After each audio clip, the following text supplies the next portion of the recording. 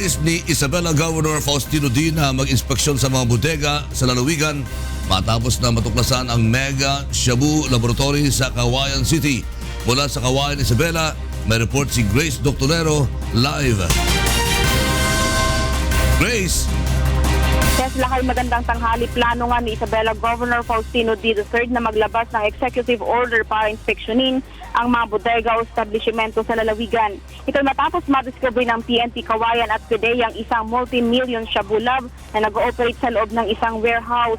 Sa ilalim ng EO ay mabibigyan ng karapatan ang Bureau of Fire Protection kasama ng Philippine National Police at Philippine Drug Enforcement Agency na magsagawa ng inspection site inspection. Kaninang umaga, personal na inspeksyon ni PNP Chief General Ronald Bato de la Rosa ang umano'y shabu lab. Ayon kay PNP Chief Bato de la Rosa, ang naturang raid ay resulta ng matagumpay na 3 buwang operasyon ng PNP. Nadiskubre sa Shabu Laboratory ang 2 malalaking hydrogenators na kayang mag-produce ng 200 to 400 na kilos ng shabu sa loob ng 10 araw.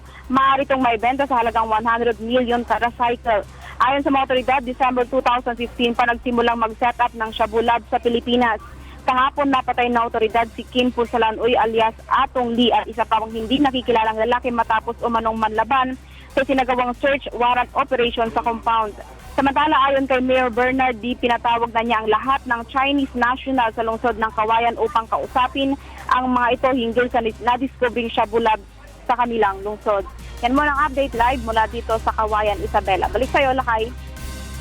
Maraming salamat, Grace Doctolero mula sa Cauayan, Isabela.